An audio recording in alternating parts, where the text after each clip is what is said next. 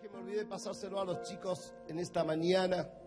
El aposento, lugar de batallas ganadas. Diga, el aposento, lugar de batallas ganadas. ¿Cuántos quieren ser como vencedores? Tenés que amar el aposento, pero no para dormir.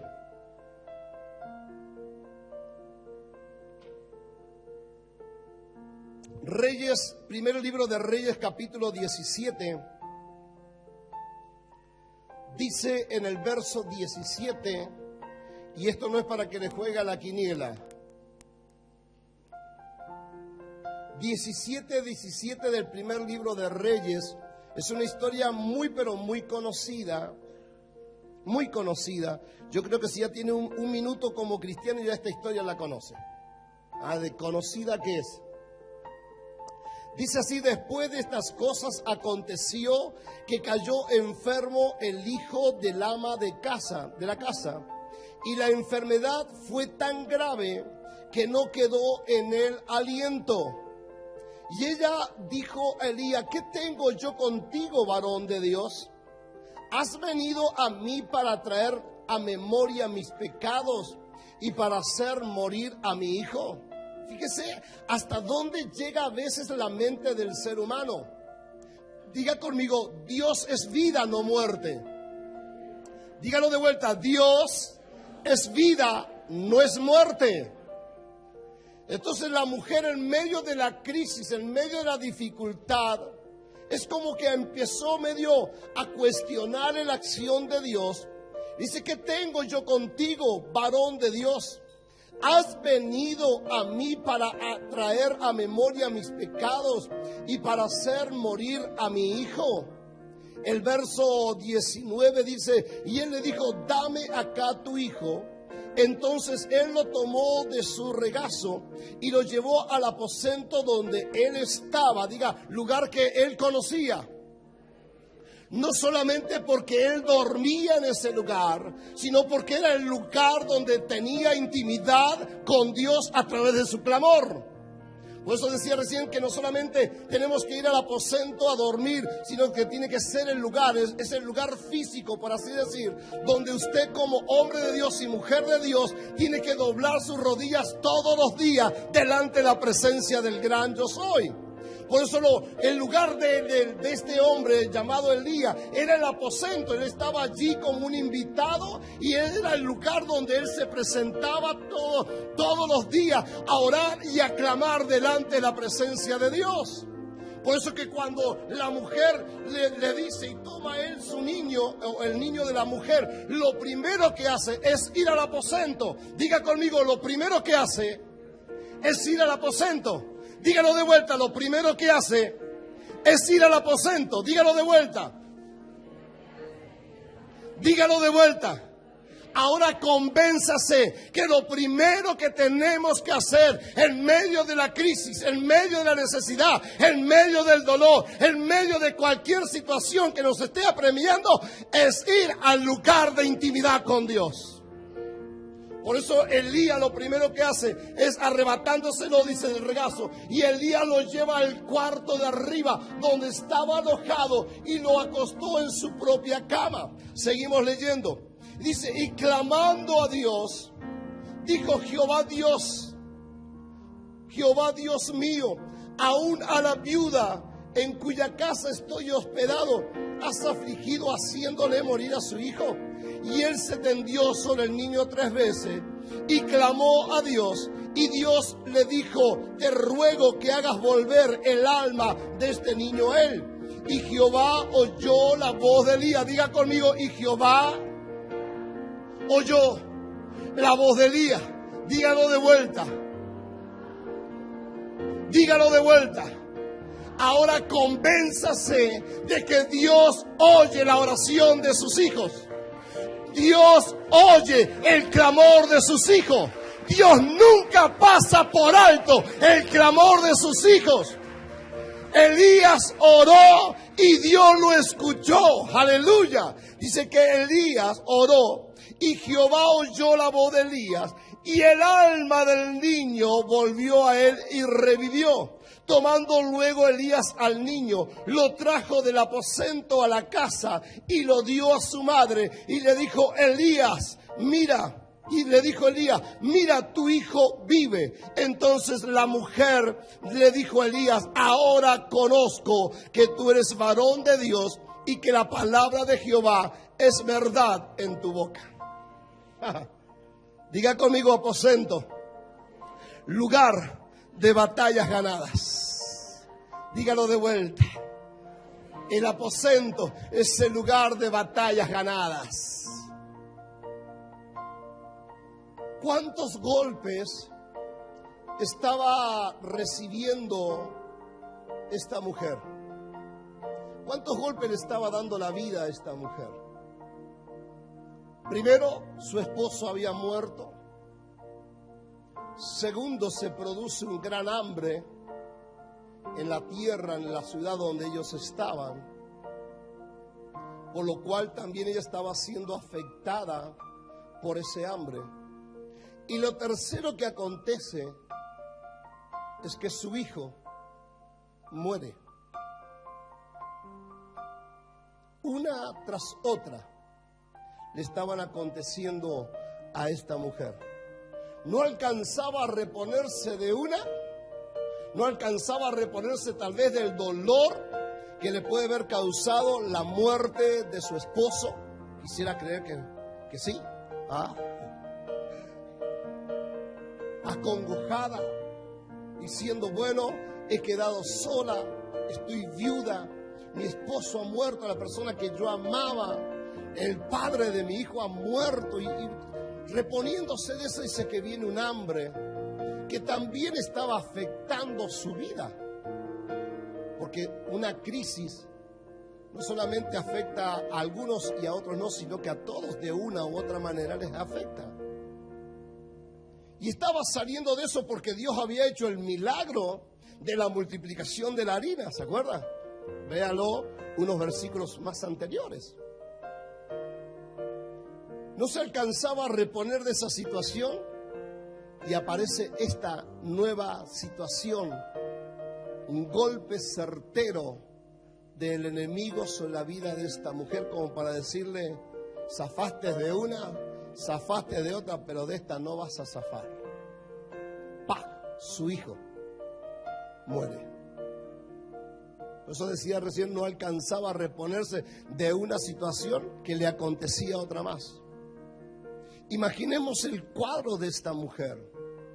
Cuánto dolor, cuánta angustia, cuánta desesperación, cuánto agobio habría en su alma oprimida por el dolor, porque cuando hay dolor, cuando hay situaciones que te van golpeando una tras otra, ese dolor se va acrecentando en tu alma. Su alma, podríamos decir, estaba partido, su corazón estaba herido, sus sentimientos y sus emociones estaban tan oprimidas que yo me imagino la mujer diciendo, ¿para qué voy a seguir viviendo? Si lo que me estaba quedando muere, ¿para qué voy a seguir viviendo? Así era el cuadro de esta mujer. Y tal vez la mujer, ¿por qué no? Preguntándose, ¿otra vez yo? No sé si alguna vez lo dijiste. ¿Otra vez yo? ¿Otra vez me pasa a mí? ¿Y por qué vos no? ¿Y por qué yo no? ¿Por qué? ¿Por qué no? Si ninguno de los que estamos acá estamos exentos de los problemas. Otra vez yo. Todas me pasan a mí. ¿No lo dijo alguna vez? Pero otra vez yo. Solemos decir un dicho, salimos de Guatemala y nos metemos en Guatepeor. No alcanzamos ¡pum! Otro golpe más y otro golpe más. Y van pasando los días, van pasando las semanas y golpe tras golpe. Digan conmigo, golpe tras golpe. Y la mujer se preguntaría, ¿otra vez yo? Yo me hice una pregunta. ¿Y por qué yo no? ¿Y por qué vos no? Porque la mujer era una mujer que creía y que confiaba en Dios. Por eso le había dado hospedaje al hombre de Dios. porque reconocía quién era Dios. La mujer diciéndose, ¿hasta cuándo tendré o podré soportar lo que me está pasando? ¿Hasta cuándo? Que cuando vos decís, ya no aguanto más, ¿alguna vez lo dijo? Sí, nunca tuvieron problema, parece, ¿no? Me lo voy a predicar yo entonces. Nunca dijiste, ¿hasta cuándo? No sé hasta cuándo voy a soportar esto. ¿No dijiste alguna vez, ya no tengo más fuerza para seguir adelante? No dijiste, no quiero ni siquiera levantarme. Es tanto la opresión, es tanto el dolor, es tanta la angustia que lo que querés hacer es quedarte tal vez tendido en la cama y no levantarte, ni siquiera que te prendan la luz.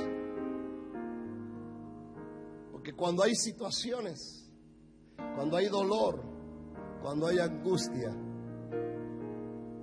cuando está esa opresión, lo que uno a veces es lo que menos quiere es levantarse. Ni siquiera a veces querés ir al trabajo, ni siquiera querés atender a nadie, ni relacionarte con nadie. Porque mucha gente la que te relacionas ni siquiera te va a entender, por un lado, y mucha gente con la que te vas a relacionar ni siquiera te van a dar una palabra de aliento, como para decirte, tranquila, Dios tiene el control de las cosas. Muchos te van a decir, bueno, ya va a pasar, ya va a pasar, ya va a pasar. Vaya con Dios, vaya con Dios. Pero no está la impartición en el Espíritu que salga desde la boca de esa persona palabra de revelación, de inspiración divina, que provoque en ti un mover en el Espíritu, que más allá del dolor, que más allá de la angustia, más allá de la desesperación, más allá de tu alma que está oprimida y tu sentimiento, que más allá de todo esa palabra te va a mover los cimientos de tu espíritu y te va a hacer levantar nuevamente como diciendo, todavía estoy de pie. Diga conmigo, todavía estoy de pie.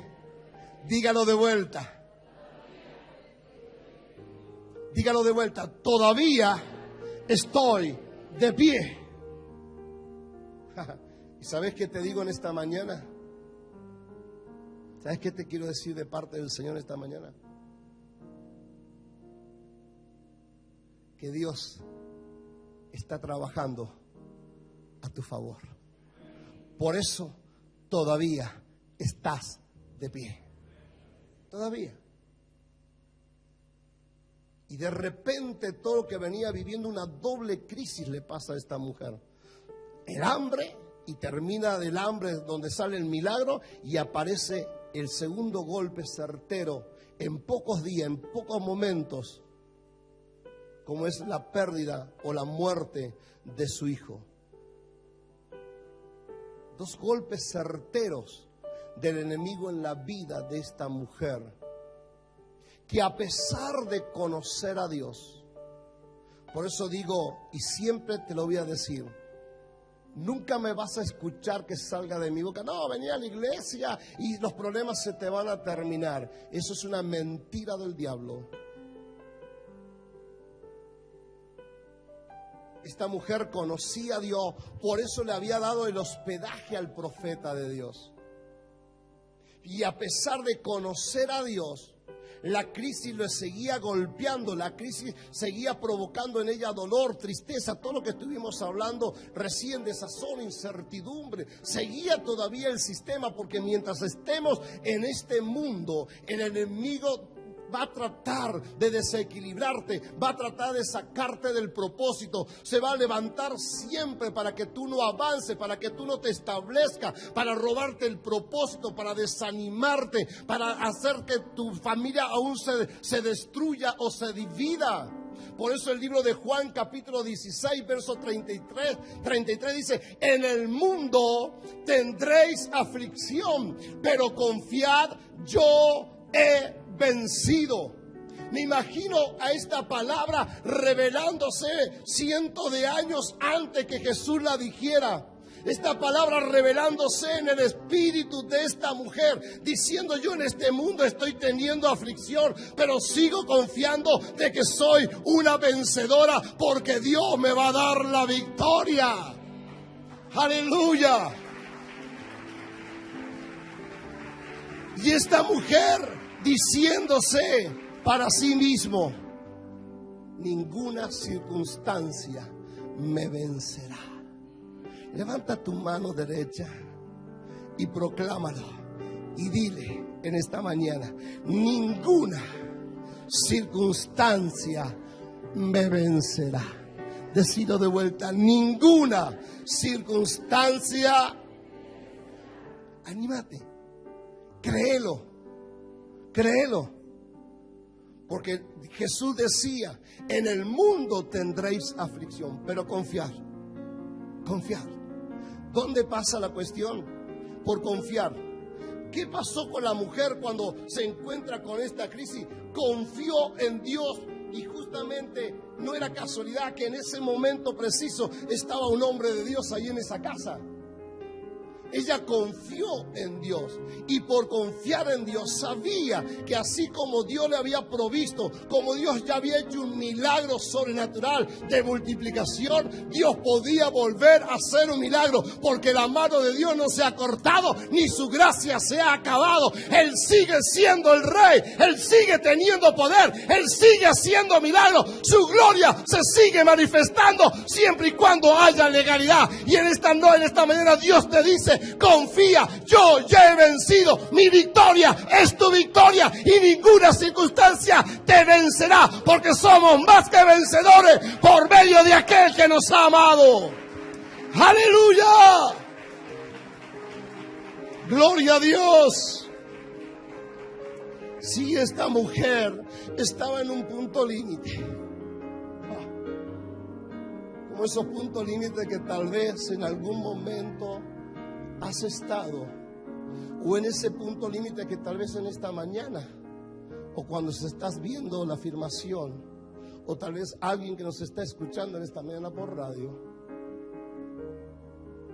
está como esta mujer en un punto límite, sin fuerzas, porque los problemas te agobian, los problemas te sacan las fuerzas, los problemas te desaniman, los problemas te perturban la mente. Los problemas te van destruyendo de a poco y te van quitando aún hasta las ganas de vivir. Por eso en algún momento determinado la mujer preguntó y le dijo al profeta: che, ¿qué tenés conmigo? Como diciendo: che, te he dado hospedaje, estoy creyendo en Dios y me siguen pasando situaciones. Tengo una noticia para darte: mientras estés en esta tierra, vas a seguir teniendo problemas. El tema es cómo enfrento el problema. ¿Saben lo que me encanta de esta mujer? Que cuando le pasa lo que le pasa con su hijo, ¿sabe qué hizo la mujer? Diga conmigo: lo soltó.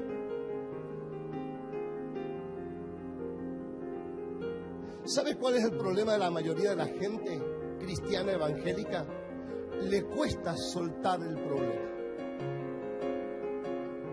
Soltar el problema es confiar en un ser superior a tu propia vida. Es confiar. Soltar es confiar. La confianza de esta mujer, a pesar que dijo: pero a ver, ¿qué tienes ahora conmigo? Como diciéndole: che, me siguen pasando cosas, pero inmediatamente reaccionó, volvió en sí. Diga conmigo: reaccionó, volvió en sí.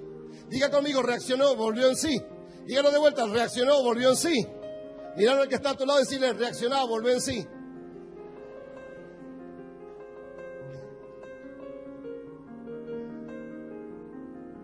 La mujer reaccionó, volvió en sí y soltó el problema. Señoras, señores, ¿Cuánto cuesta soltar los problemas? Y cuesta soltar los problemas por la falta de confianza que hay en Dios. Y la falta de confianza en Dios es por la falta de intimidad que tienes con Dios. Porque cuando hay intimidad con Dios, se genera por medio del Espíritu la confianza. Porque en la intimidad con Dios, Dios te revela quién es Él y lo que está decidido a hacer por ti y lo que puede hacer en medio de las circunstancias. Entonces, por su propio Espíritu, Él genera la confianza que vos y yo necesitamos para que cuando venga el problema, lo soltemos. Es como cuando agarraste en alguna oportunidad una olla que estaba bien caliente. ¿Qué hiciste?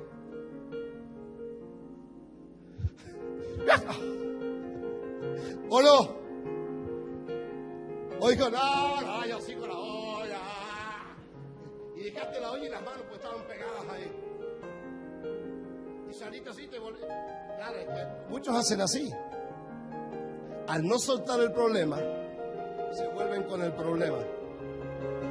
Si no soltaste la olla cuando te estaba quemando, las manos se te pegaron, se te fundieron con la tapa, con las agarraderas de la olla, y se te fundieron y no alcanzaste a soltar. Por eso cuando vuelves con la olla.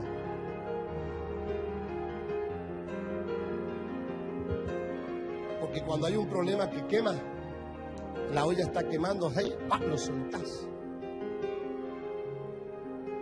Por si no sabes que te va a traer ¿qué? ¿Qué te va a traer? ¿Más qué? ¿Más qué?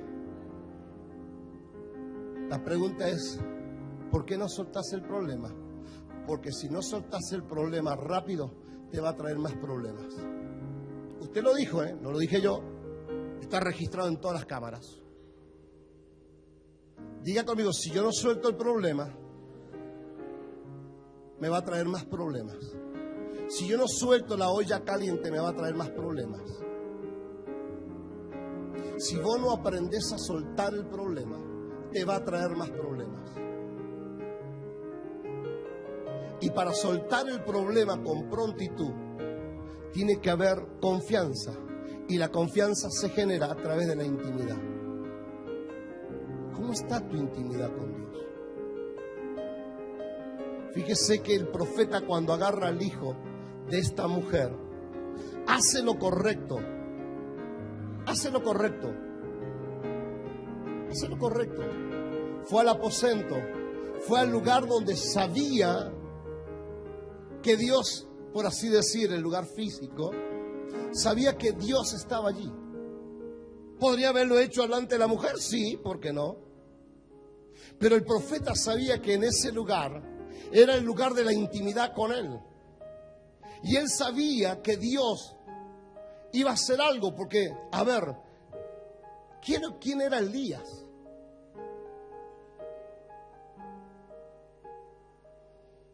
Era un hombre de Dios. Autoridad de Dios tenía en él. Por eso cuando la mujer se enfrenta con Elías, se pone frente a frente la vida versus la muerte. La mujer que es la desesperanza con el niño, con el profeta que es la esperanza para la mujer y el niño. Y Elías se encontró con un gran desafío. Aunque Elías estaba acostumbrado a los desafíos.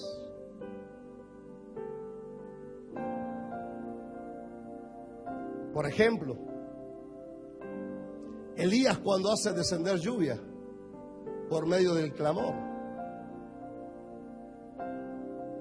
Elías cuando clamó hizo descender fuego sobre el holocausto, sobre el altar, que se enfrentó a los profetas de Baal.